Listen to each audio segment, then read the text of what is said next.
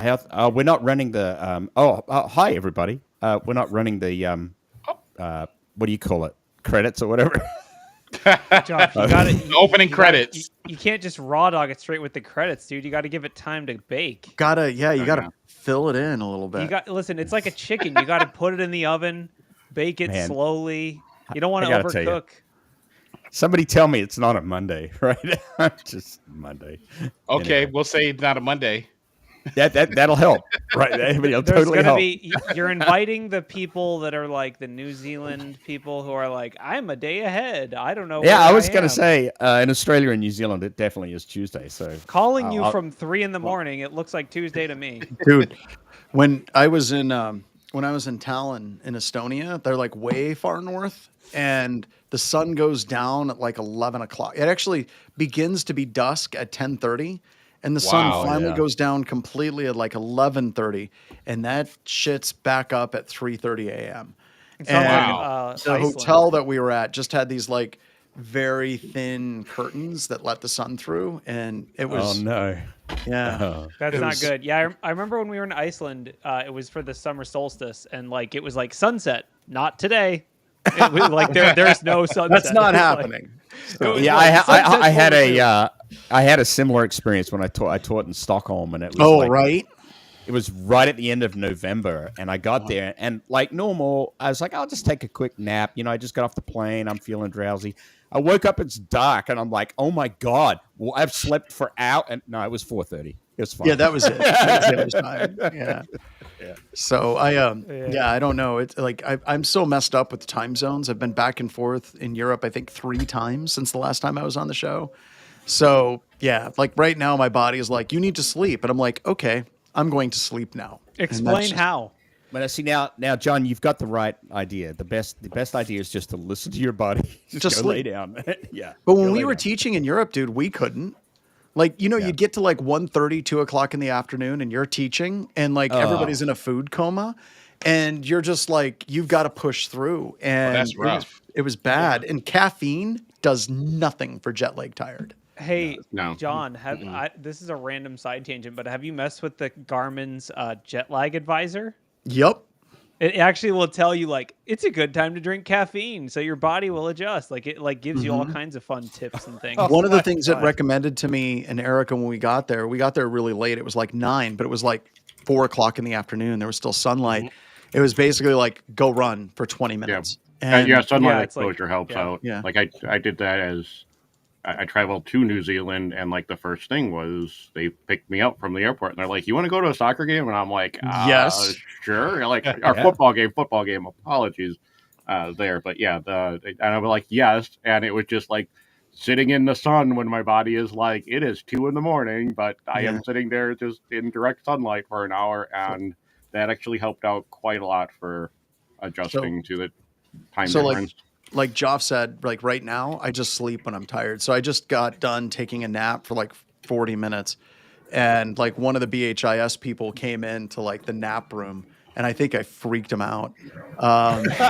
Wait, I'm sorry. We have a nap room? We do. The nap room's in the nap wing of the nap hospital. The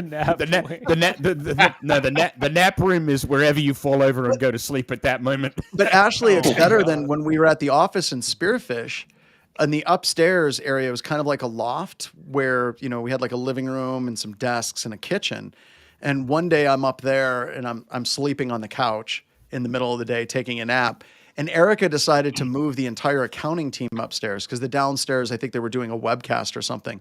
And I wake up on the couch and I have like all 4 of the accounting people sitting around me in the sitting area.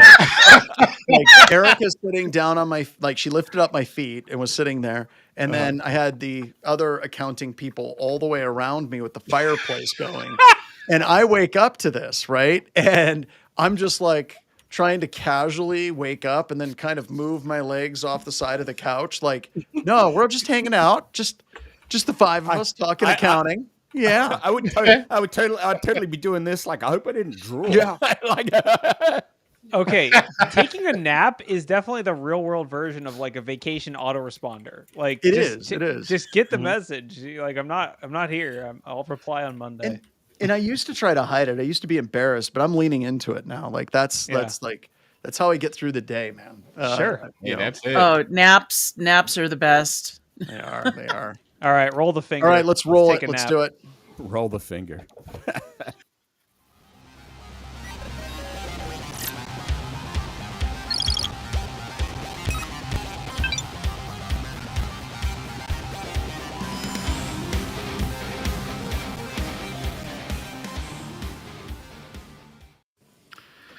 Go ahead and take it. Hello and welcome to Black Hills Information Security's Taco and About News. It's June 9th, 2025. We got AI uprising. We got Facebook and Yandex tracking Android users. We got therapy chatbots telling meth users that they should just have a little bit of meth. Just a little. You know, Yes. just a little. I think that's a good health tip for everyone. Hot tip. Have It's a little only meth. wafer thin. Yeah. Was it Meth Mondays? I mean, Meth Mondays. All right, now that we're categorized as drugs and for adults only on YouTube. Yeah, YouTube algorithms are loving this. yes. Yeah. This article on Ars Technica, I think we should start there. So basically, this is a classic. People, they yearn for the tracking. Meta and Yandex have been de-anonymizing Android users. They're basically, I don't super understand the technical elements of this. There's a nice little graphic that I'm sure Megan could pull up. But basically, you have requests, ports are being opened, and data is being sent between apps, and it's being used to de-anonymize people. It's apparently called Facebook Pixel. And then there's one called Yandex Metrica. This is basically being investigated by Google to try to block this because it's not supposed to be there. So that's kind of weird that Google says that because it is supposed to be there. So no, it's their business model, John. It's not their, like, you own the platform. You have to track your users, not the people on your platform tracking their users. So when you set up an app in like an Android environment, you can set it up so it's sandboxed, right? And then there's very specific things that are allowed to like get outside of that sandbox. Like there's certain things like what is the battery status for the phone? That's going to be something that's querying the phone. But you can actually post data that is accessible for every app on the phone. So if you have an app that does something that other apps can actually query that data, you can make that exposed. But it has to be a conscious decision on the part of the developer to be able to do that. So when I'm reading this literally looks like these two vendors are exposing that data so that they can trade that data back and forth with each other. And that's where it starts to get a little bit weird, because if you take like this data A and this data B, that's where the de-anonymization kind of comes into play, and it gets really creepy really, really quick. When you're kind of working with this. But everything that I was reading and looking at how this was established, they're actually utilizing the exact same capability. It's localhost. It's like localhost via RTC. So like if you're one of those people who goes in Wireshark and just puts exclude localhost, you're never going to see this. Yeah. So I guess you gotta look at the localhost traffic. But I think John was more referring to the manifest of the app and the intents that are allowed to talk to each other underneath the hood. And I'm thinking they may have put in yet another piece of the manifest that kind of allows this collusion, I guess. And it's weird because they're web actually using localhost ports to like this kind of like just screams that they did this intentionally, Joff. Yeah. Oh, it's totally intentional, and it's not. It doesn't require any permissions. Communicating over the web is default for every app, I think. Yeah. So you think they're bypassing the manifest and of the app by they're just abusing? allowing... It's a novel method. It abuses native functionality. It basically silently listening on ports and exchanging data back and forth that's supposed to be not exchanged. It's pretty cool, honestly. Like from a technical perspective. It is, but it also brings up the question: how many other apps are doing the same thing? No, probably a lot. Although I will say the researcher investigated a lot of different apps, and this is the two that they chose to call out. So, and the other thing about this that I think is weird with the apps doing that locally on the phone is a lot of vendors do that data sharing on the ass end with their servers. So instead of it being done on the phone, they do it on the server itself, and they'll share it. Like, whenever you sign up, it's like, we will only share your data with other partners. And you see that all the time. So it's a bit weird in that respect, but I don't know. I do like how people said it's a hack, but it's not like a hack, like a buffer overflow. It's like a hack in finding a way around things that is there already. So I don't know. I feel like we beat this privacy thing into the ground, and I honestly don't think anybody cares. Like, well, I mean, my question is like, do terms of service agreements mean anything anymore? Because I mean, they say in the article like this violates the terms of service agreement, and it's like, look, Meta doesn't care, but like, be damned if you create fake Facebook profiles because that. It's they care, but only when it steps on someone's toes. Yeah. Only when it steps on someone's toes. So it's the same thing with like we were talking about it last week with the AI data scraping. Yeah, it's like scraping violates our terms of service. It's like nobody. Come on. Okay, it's like, I'm not. This isn't legal advice, but like. Yeah. Fuck it. Let's lean. I mean, let's lean right into the legal advice. It's like you have no options, and that's one of the things that if I had $1 billion, right, I would love to create an open source phone, and it can be built on Android or something like that. And I know that there's other phones out there that do this, like Graphene and things like that. But if we just had the ability that we could sniff and access and get full root level access to our devices, so it would make this research easier. That would be a huge step forward. And the other thing that I'm sorry, I swore. There you go, $5 for the jar. You're going to get banned from this show, John. No, the EFF was probably hurting. They're like, dude, our kids are starving. When is John coming back? I don't think we should. Bring back John Strand on a rant so we can feed the kids. Keep it going. But the other thing that I think we need to do is a lot of this tracking data by these different vendors, whether it's Facebook, whether it's Google, it actually needs to be tracked as PHI. Then it's protected under HIPAA, and you have a lot more protections under that data. But once again, there's too much money to be made. No one wants to do that. That's why anytime there's an file upload, I just upload my personal health documents to the It's easier that way, right? Then I know I'm protected. That's what you should always do. Because you can sleep better at night. So you can try to hide it, but they're going to get it, and you're just going to be tired and frustrated at the end anyway. So just skip right to it. Very true. This has been Google's investigating, and like as of now, this has been disabled. Like I'm assuming it was voluntarily disabled by Meta and Yandex, but TOS, it's not real until it's called out in public. This isn't illegal. It's just frowned upon. And for the iPhone users, this can happen to you too. Yeah, I just had to put that out there. No, that's very true. We're safe from everything. Apple's the privacy phone. We got to put that out there. It's like Godzilla versus Mothra. It's like, yes, yeah. I don't know which one of these. I support. I'm sorry, I can't think of any other analogies that would be politically relevant this week that might. No, fit I that, can't but either. We're going to move on. Either. So iPhones are Fort Knox. Yeah. Let's All talk right. about. Let's move on to another story. Yeah. So John, I think you need a little meth. A little, just a little meth as a treat. Goodness. Yeah, as a treat. Just a little microdosing. Okay, so this is an article that's a little bit clickbaity, but it's fun. So we're going to talk about it because this is a news show. So there's an article in Futurism that's basically the least surprising article ever, which is a therapy chatbot tells a recovering addict that they should have a little meth as a treat.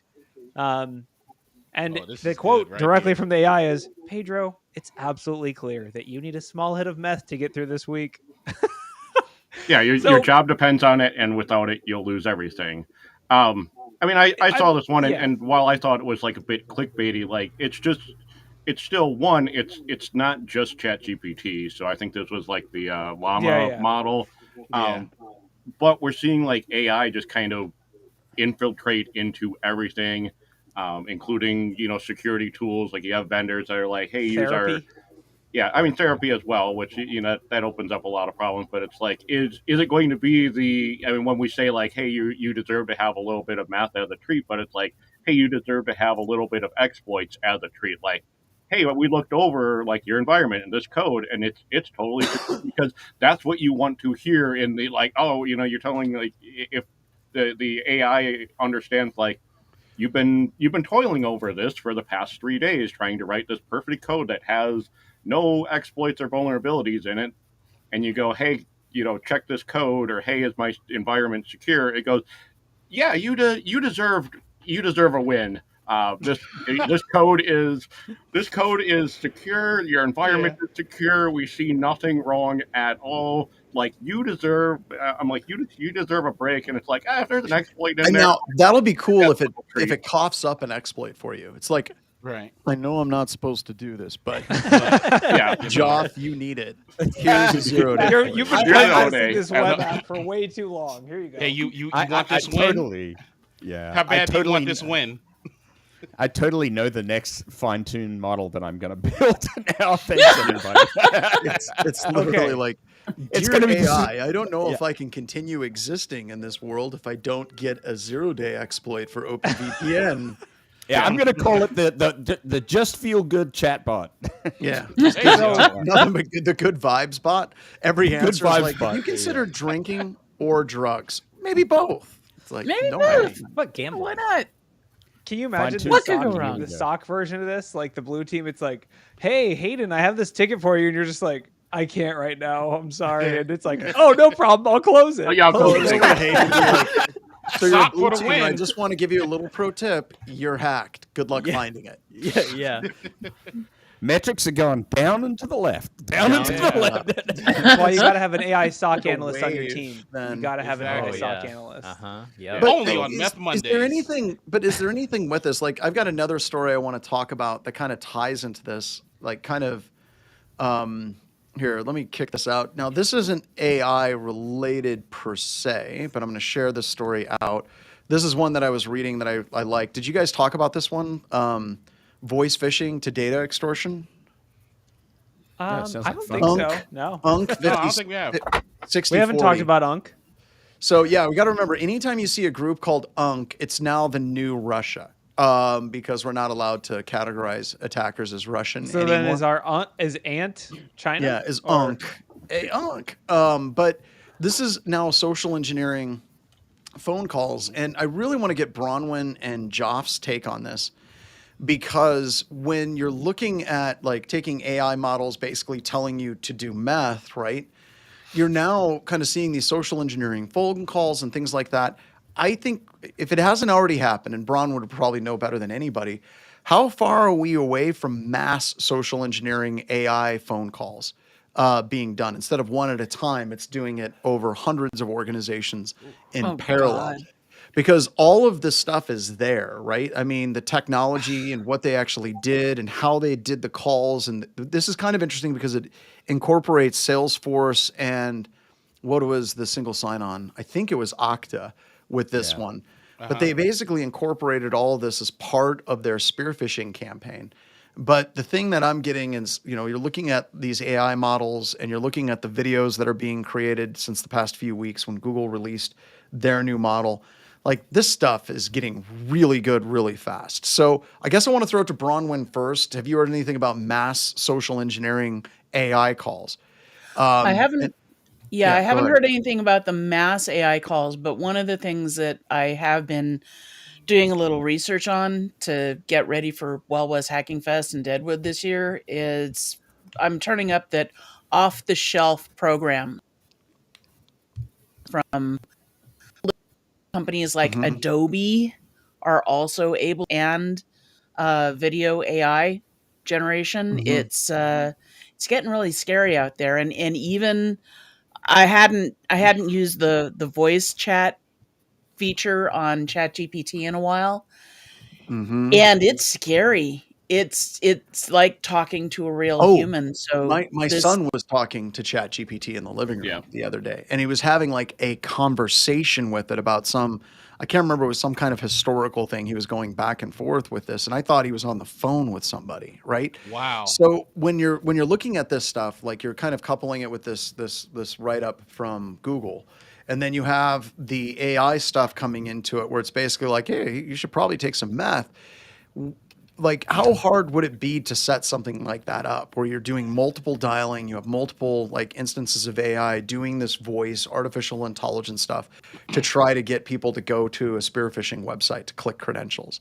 And well, we already have situations where in China, people are using DeepSeek as a spiritual oracle This is already a thing that's happening, and we've got the therapists that are AI driven. And you know what? I'm gonna let it go because I can't. Humans haven't done that well. Let's give DeepSeek a shot of being like for people. It's either that counts as a swear jar because that pissed at least 3 people dude off. that lives in a trailer house that hangs out at gyms. It has great abs. They're like, hey man, I do life coaching. I'd take DeepSeek every time if I had to. Yeah, and I do want to like quick inject. This campaign is not AI related in any way. This is a human-driven campaign. It's not. I'm just taking these two things and I'm trying to hook them together and say, I'll let Joff go. Coming. I'll let Joff go, but my take is a human is going to be way better at this right now than AI. A complex attack like this, of this nature, could not be pulled off with an AI right now. I don't think. I'm going to push back on that, Corey. I'm going to push back on that because here's why. Like if I call you up or I call somebody up and I try to get them to do something that they don't feel comfortable with, it may be a personality conflict. It's a human on the other side. There's kind of an inherent distrust of that human, right? But if you have a machine that even like the AI isn't trying to act exactly like a human, but it, calls you and it's like, hello, in order to verify your loan information, we have very important information about a loan that you're delinquent on. Before we continue, can you please validate your account by entering your social security number and then pressing the pound sign? And then, somebody will be like, well, this is a robot I'm talking to, so it must be safe because it's not a human. Next, go to this portal and enter in this PIN number that you receive on your phone. Please press pound when this is done. Like, I'm kind of wargaming and setting this thing up. And this is one of those areas where I think having an automated kind of like thing may be more effective than a human. I guess, but this article directly points in the opposite direction of that. It's because true. It does. If we look, let's talk about the news for the last 6 months to a year. All of the campaigns we've seen be successful in social engineering have been super highly researched, super advanced espionage campaigns where they call the right person at the right time, the right name. I mean, there's low complexity stuff out there that relies on the numbers game, but like this campaign where they're going after they're having users consent. It's basically a consent grant attack, but inside of a SaaS product. Yep. So like in this case, Salesforce has this data loader application, which is a malicious consent, kind of like we used to have consent grants in Office 365 until we couldn't have that anymore because, we ruined it as pen testers.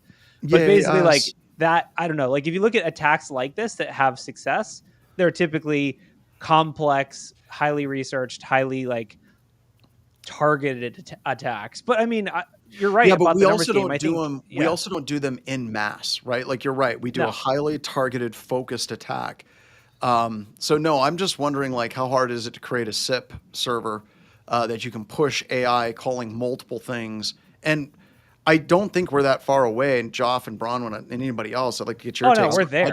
We're there. I think I think we're there now. I think that they already have those phone farms where you've got dozens and dozens of phones that are being driven by a human, but there's so many phones, and with the addition of AI, as soon as they get a nibble, then they can switch focus.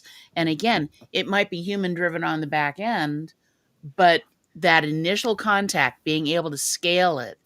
Yeah, we're already there. I mean, the only you have to pay per minute. Just fight AI with AI. You need something AI to screen your calls. Oh God. Yeah. At what point do we just give up and go fishing? Soon, I hope. AI do it right now. ASAP. Today, like right now, literally. Look, I think actually the only limitation. My comment is, all of the components are already available. They're already there. We have, in particular, in the technology space around AI, this massive surge in agentic action, particularly around model context protocol, where you can very easily hook AIs up to external APIs, and it's been pushed as a thing you ought to be doing right now. So we're seeing that emerge. I think, frankly, the limitation, and John, you're helping people here, which is, and it's good that you like to help people. The limitation is the creative imagination of the humans, because actually the limitation in most of the AI things that I'm seeing out there is a lack of imagination in terms of how intricate you can actually do the prompting on the natural language processing to get it to do interesting things. See, but my concern is that you don't have to, right? I think that the processing in the AI will get better as it goes, right?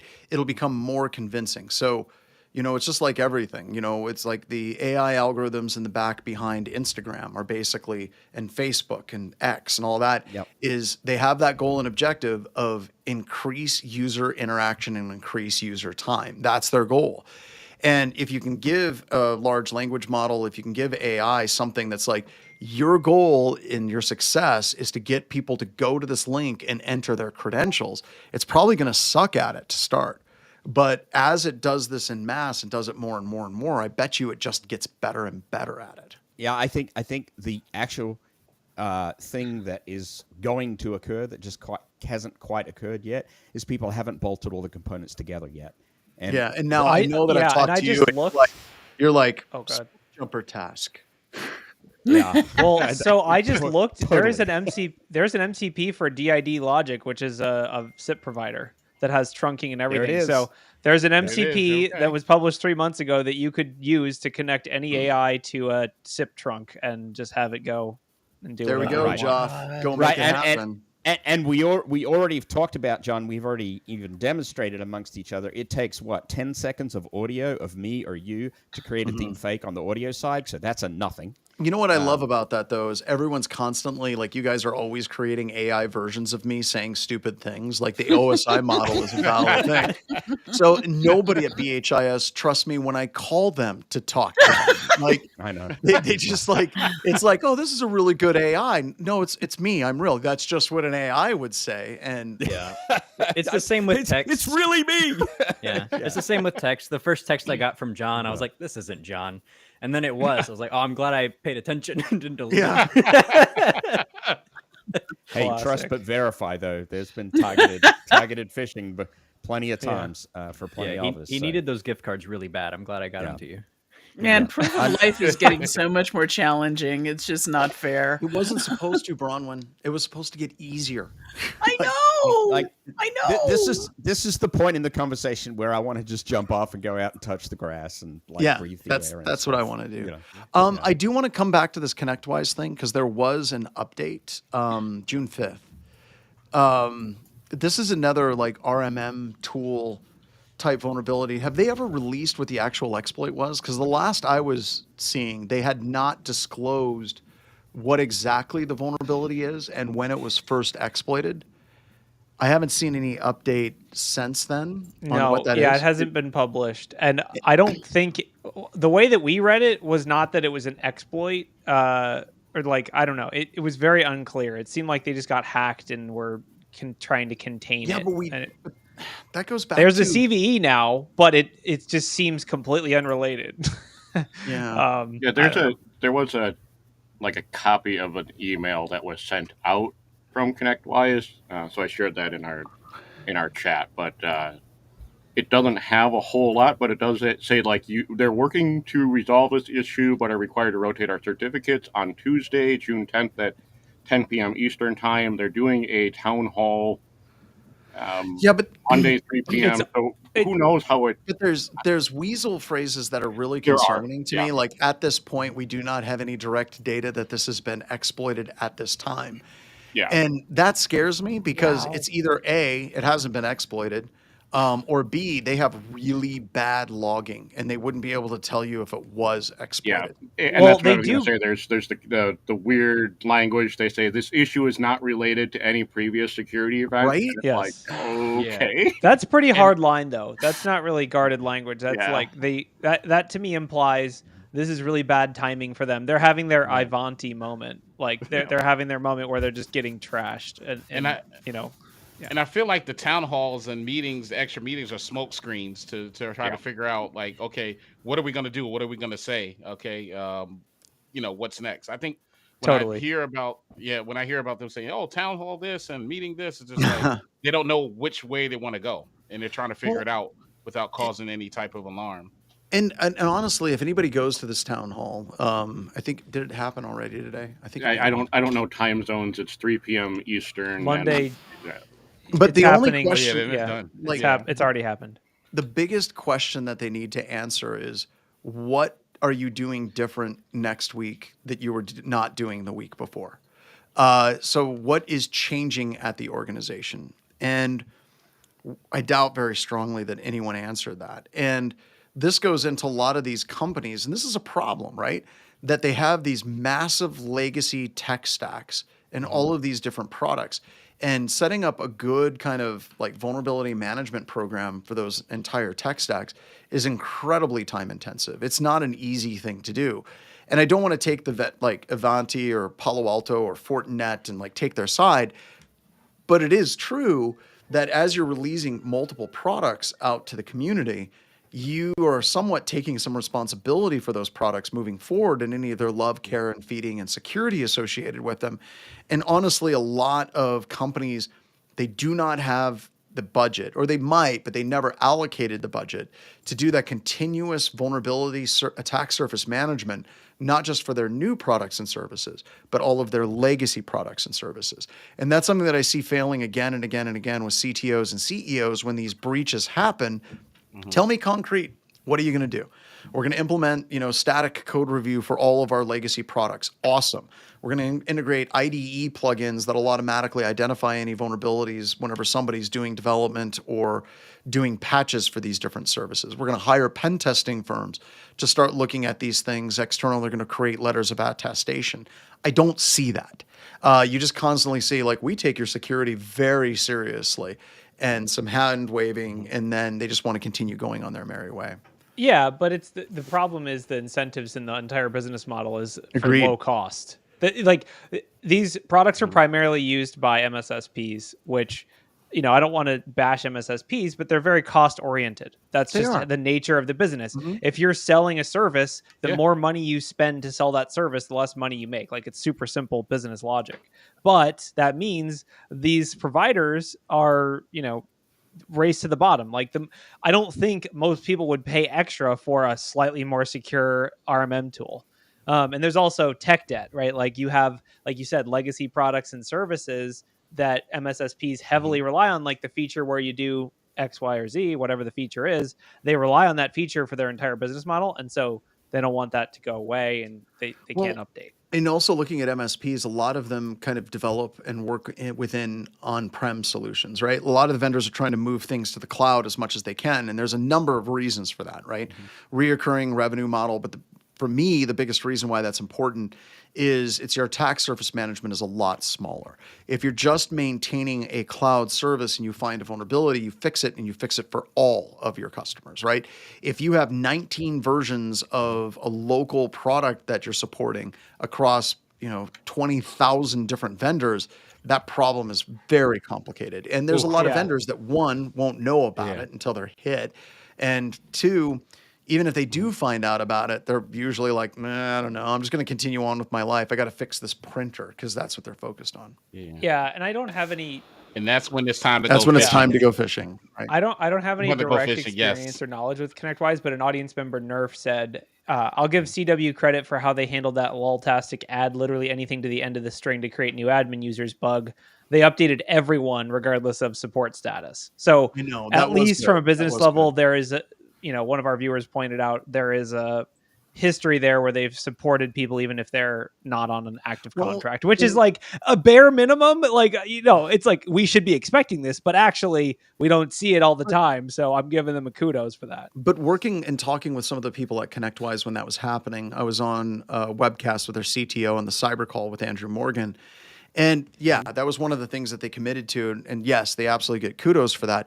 But I also know that there was a lot of frustration, because after that, they found out that there was still a lot of their customers that were refusing to update, even when it was made readily available. And there was a direct correlation, a very heavy correlation, between people that had incredibly out-of-date versions of that software and the ones that refused to patch or just didn't patch at all, which I'm like, who would have thought that, right? I know. It's hard because on one hand, you get auto updates, which everyone hates. Like, that's where we're at with Windows. Like, Microsoft made this decision like 10 years ago. They were like, nope, people can't have nice things. We're forcing auto updates to be on by default in every. And you remember that there were people that were super pissed about that. And still are to this day. Like, which is to some level, I understand like you need control over your systems, but also that, the whole shared responsibility model, all the stuff, like if Microsoft is going to bear some liability for Windows systems getting hacked and joining 2 billion botnets or whatever, then they have to patch. Yeah, exactly. Force the patch and then, yeah, exactly. Yeah.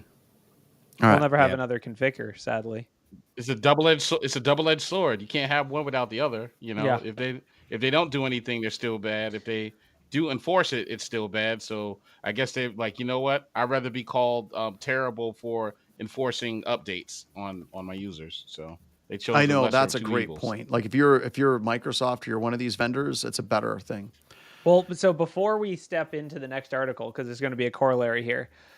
I mean, I think RMM tools are reaching the point of like network devices where you just got to freaking draw a line in the sand around them and be like, do not trust this or touch. Like, really, I think that's where RMM tools are going. No matter who you are, no matter what vendor you are, I think RMM tools are such a high value target. They're just like network devices, and they're always going to be more exploits, more like supply chain attacks. They're just too valuable to be fully secured, I think.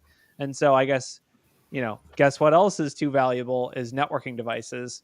There's yet another vulnerability in Cisco ISE. Yeah. And how we're not shocked. Can I say I'm so sick of hearing about Cisco vulnerabilities? I know. Like up there with or Java any network updates. device. Any network device. You know what? It comes in seasons, though, right? I mean, Adobe had a season. It's Cisco's season now. Right? Everything's turning. Yeah. So this ICE vulnerability, ISE vulnerability, I'm not that interested in it from a Cisco perspective, but I am interested in it from a cloud perspective, right? Because it looks like this particular vulnerability is like default credentials being deployed and applied whenever you're using AWS or Oracle Cloud or AWS. Yep. And we've seen this in the past. Like there's a BHIS blog post on Hue interfaces, where as you scale, auto-scaling groups spin up multiple services, it creates a vulnerable instance of Hue because it's just pulling the config for Hue, but it's not pulling the security config. So Hue thinks that it's brand new and you need to create a new admin password right now. So this looks very familiar to me. And this gets into like, I was just talking, it's easier whenever you have a SaaS product and you have your customers using that product, you can patch that product and then you can, make it fixed for all of your customers. And that's good. But when you're looking at these cloud providers, when you're looking at AWS or you're looking at Oracle or Microsoft Cloud, Azure Cloud, you're now setting up where there's a whole bunch of other services that are snapped into that ecosystem. And you can do a whole bunch of things to try to secure that ecosystem, but these particular services that you can acquire and you can stand up, a lot of these, they're not getting patched. They're not getting updated. They're not getting auto-patched. And they're just like plug and play. You're basically like, well, I need this, and this. And then automatically AWS builds that tech stack for you. And you know very little about what's in that tech stack. You just know your shit works. And there's a lot of security vulnerabilities that we're seeing when we're pen testing these services. And a lot of times when you're pen testing the cloud, it's not necessarily finding a vulnerability in AWS. It's finding a vulnerability in the way the tech stack is taking advantage of that ecosystem that is important on that as well. So yes, I'm sick of Cisco vulnerabilities, but I think that this one is a little bit different because it highlights that cloud kind of vulnerability and the way that architecture is stood up. Yeah, you're right. And I think it's hilarious, the actual vulnerability, to dig into that for a second. So the vulnerability is basically, there was this, so because of security, the password isn't Cisco or change me admin. The password is randomly generated. But the password is the same if it's generated on the same software version and the same cloud provider. So if John Strand is deploying his version of Cisco ISE on AWS, and I'm deploying my version of Cisco ISE in AWS, and they're the same version, they're getting the same password. So all I have to do is take the password I got and log into John's Cisco ISE. And do some hilariously, it's a hilariously like basic vulnerability. The other thing so it's fixed now. However, Cisco, like, they didn't there's no workarounds. You have to change the credential. Like it won't patch. The credential is set, so you have to change the credential. And yeah, I mean, as a reminder to 1,000 times over that we've said this on the show, but let's say it again. Don't allow access to this from everywhere. Don't expose Cisco ISE. Just assume it's vulnerable. Like just have the credentials be admin, because it should never be exposed anywhere for any reason at any time other than to your admins. So yeah, classic. So the next story I wanted to talk about is kind of a story. It's one of those stories that pops up and it's like, okay, is it actually a story? And it may be because it's census, and I have a number of reasons why I don't much like census. But basically, there was a whole bunch of different HMIs exposed, water systems, and it's quote unquote anyone with a browser. And the thing, I don't know if anybody had a chance to look at this, but I don't know what the story is here. Like, it honestly reads like if you actually know kind of what's going on in the background with these different services, and census is very much like Shodan. Use Shodan instead, please. But if you're looking at how these services work, you can sit down at Shodan and you can very quickly find hundreds of SCADA ICS environments by doing like a search on images.shodan.io, look at port 5900, and then put in another tag ICS, and you're going to find like 300 of them very quickly that are exposed with no authentication, right? And you can find wastewater systems, you can find HVAC systems, you can find sprinkler systems, right? You can find all kinds of different things. And this isn't new. Like this is something, Joff and I have been teaching for probably a decade now. And it's kind of like I struggle sometimes, like what is the news story here? And it seems to me like there's a lot of, hey, we need to rehash this same vulnerability again. And it really feels like it's just kind of marketing. And I know that I'm adding fuel to the fire by talking about it, but I saw other people discussing it in different forums and different mailing lists and things like that. And you see people freak out about it. And honestly, do an external assessment of your IP address space and, maybe use Shodan and check that out in your network range and those things. But I don't know, guys, like, am I just getting jaded on this? Like, I don't know. It kind of goes to the conversation that we have with clients all the time about why does this matter? Yeah. And I think that's the story. And people get, like you said, jaded, or they start to ignore things that get reported like this. Oh, it doesn't matter. It's just, you just see with the water levels. Yeah. Oh, and then you talk about hacks at Target. Yeah. I mean, I think that I'm amazed that there's only 40 of them exposed. Like, firstly, I'm like, this is amazing. So it was over 300 initially. Well, there was 300. However, some of them, only 40 of those are accessible and controllable with no authentication. I'm counting that as a win. Listen, I'm going to go see exactly how many I can find. Yeah. Okay. I'm actually. I'll give you guys a count. You guys discuss amongst yourselves. Also, how many of those are deception? How many of those are honeypots or deception? Yeah. That's one of the things. You really think that they're mature enough security-wise to have honeypots? No. Well, who's there? Okay. I'm sorry. No. I love that. It's like, sure? Who is they? Because it's not like they attributed any of these things. Right. They just found them on the internet. All right, I'm sharing my screen. It took me. How long did it take you? 15 seconds, BSD. All right. And this is just a standard Shodan account. It's 132. Right. I mean, I'm with John on this a little bit. Right. I think it's a tragedy that there are so many systems, especially in the SCADA space, that are just getting deployed, default credentials or no credentials, whatever. But that hasn't stopped for years. So I do feel like some of these vendors are leaning on that to just advertise. And I do. Yeah. I have 100%. That same feeling that John has. Joff, that's why we walked away from the sacred cash cow tipping. Exactly. And I did have people at the NATO conference when I was out in Estonia last week. They were like, when are you guys bringing sacred cash cow tipping back? And I had to explain to them, we stopped doing, and Corey, you were part of this conversation. We stopped doing sacred cash cow tipping because it was boring. We were like rehashing the same crap again. It's just the same article every week. It's like covering all the data breaches. Oh, another data breach. Yeah. Somebody got their cryptocurrency stole from Coinbase. It even got perverted a little bit, right? Because John, I mean, vendors started coming to us going, "Hey, can we get on there? How do we get on?" Sacred. Start asking us, "Hey, can we talk to you? We'll give you beer if you talk to us before you go live." Right? Yeah. And it's great marketing, Jeff. I think that we would all agree. It's great marketing, right?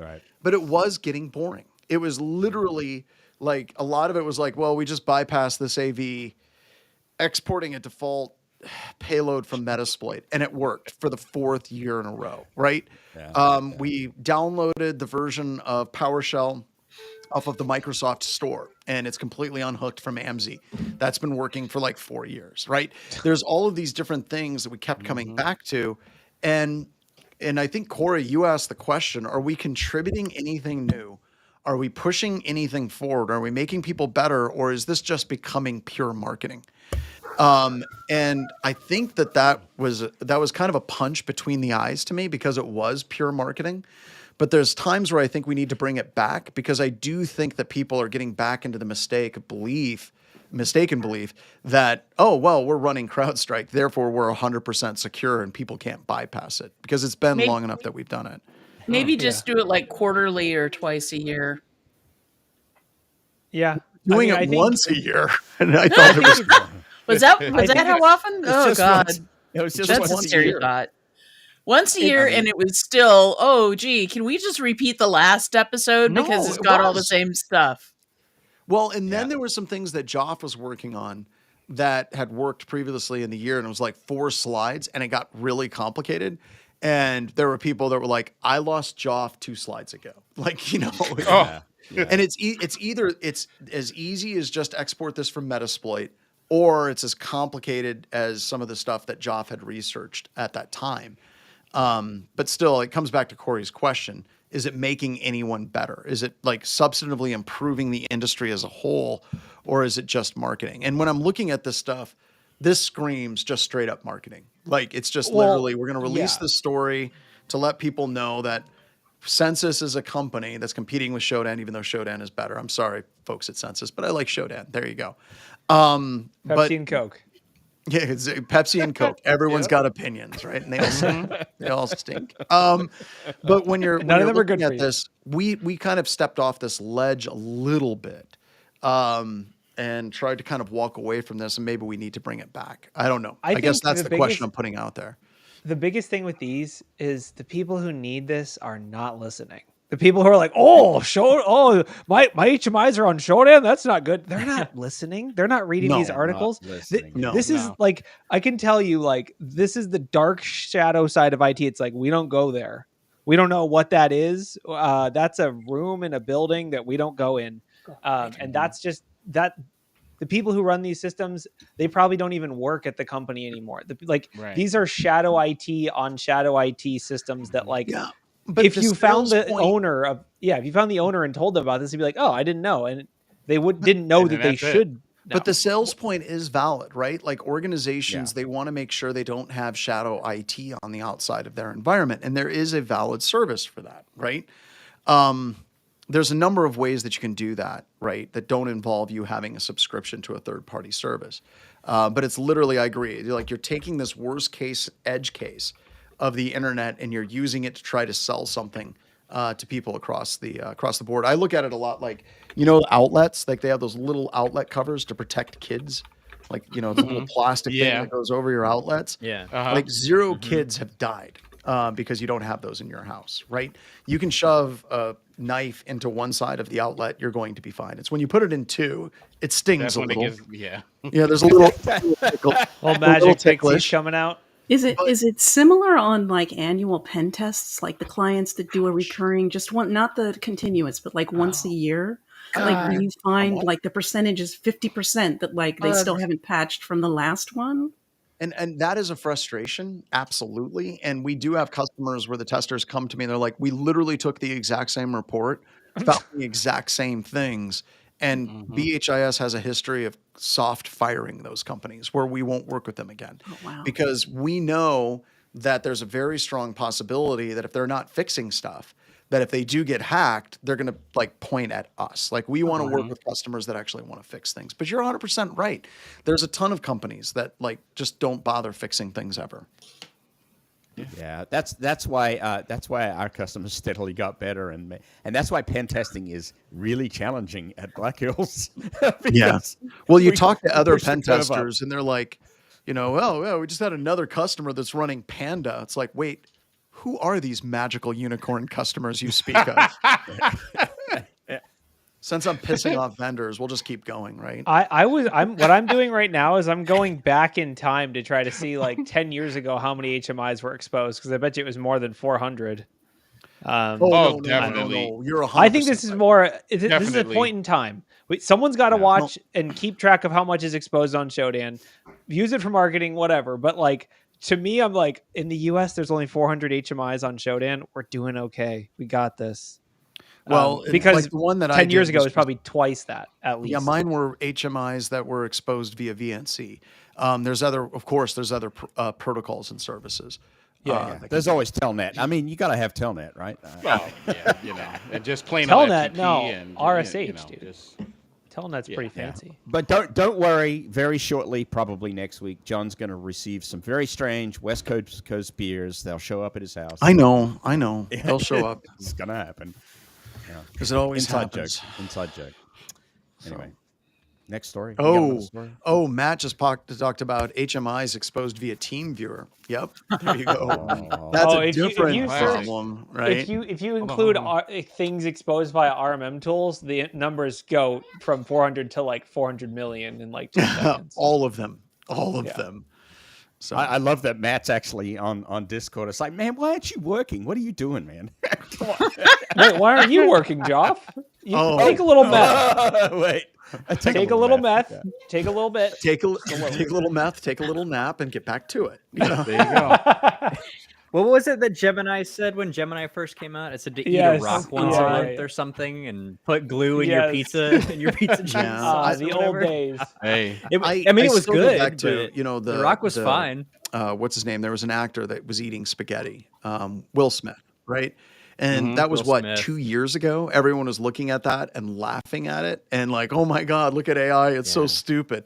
And now all of a sudden, it's like, oh, this is the end of movie studios, isn't it? Yeah. Yeah.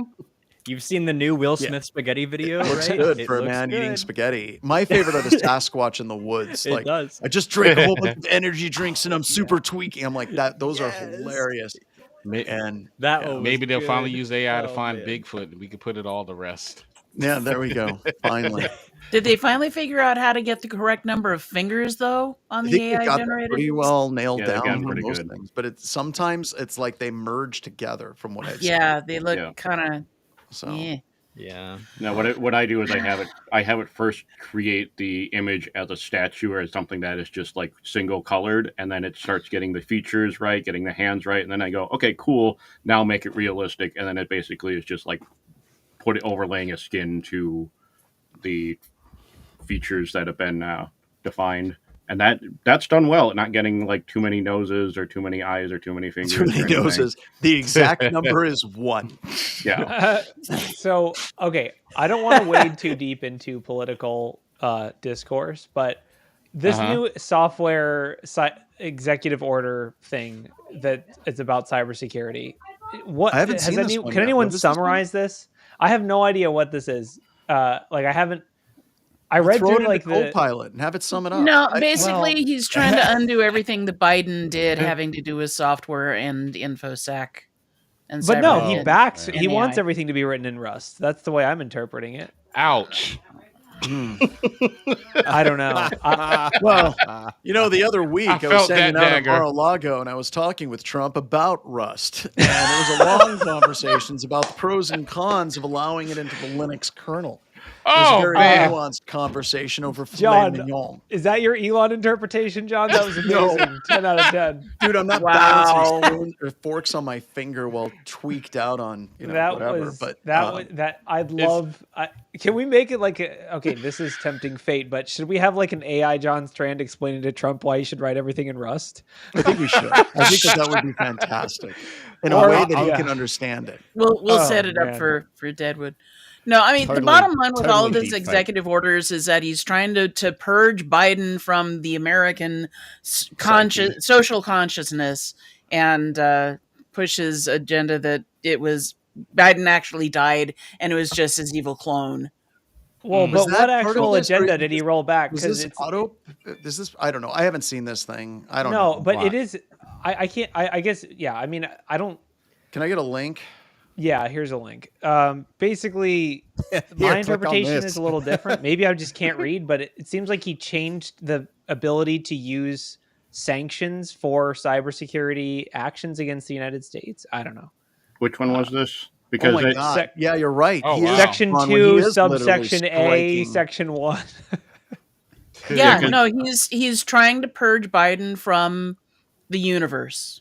Right, but I'm talking specifically about not just politics, but what policy changes did he make? It's really convoluted because they're striking first section of subsection 2E, striking subsections 3A through B, redesignating 3C to 3D to 3E. It's like IKEA furniture instructions here. It is. Okay. I can't. Where do I? Secure software and encryption, changes to digital identity policy. He wants to encourage a federal digital identity so that the whole real ID thing. He's shifting software security requirements. There's supposedly clarification on sanctions and there's a few quantum other computing thing in here too. Yeah. Yeah, you got to go quantum and write everything in Rust. Typical massive, so many things covered in it or touched by it that you can't really tell what's going on. I think that this is one of those things that'll promptly be ignored by a number of organizations. No, an executive order being ignored, John. There's no precedent for that. Never would happen. Well, and that's not gonna ChatGPT to summarize it, and then ChatGPT says that the key three things that it's doing is revoking and narrowing prior orders, which was what Bronwyn said, right?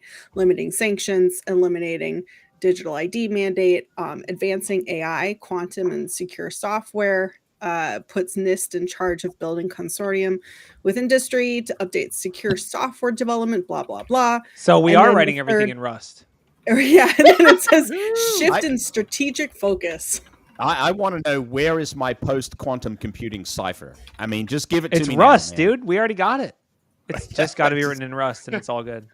I like how John just left. Yeah, John's like, that's it. Fuck John's like, all right, I'm going to go write myself in Rust. I'll see you guys later. Nope. He was starting to hear about Rust. He runs a company or 12, so he got a call. If I had to explain to Trump how Rust worked, I would definitely need a break. So for some of these executive orders, and I know I used Resistance Kitty, gives a summary of like executive orders for the week or executive orders as they come out if they're important enough. I know some of them, brought the focus into, hey, these things sound like efforts on cybersecurity, but there's also like hidden in there, making it easier to monitor journalists, resistance, any sort of press, to sort of figure out what they're up to, what they're doing. So it gives the opportunities there, because certainly with, current events, keeping track of what journalists are up to and what resistance is up to, is one of the things that is going to be targeted.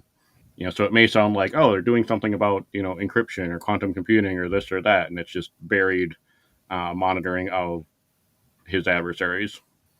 Yeah. There's an element of that in it for sure. I guess we'll have to see.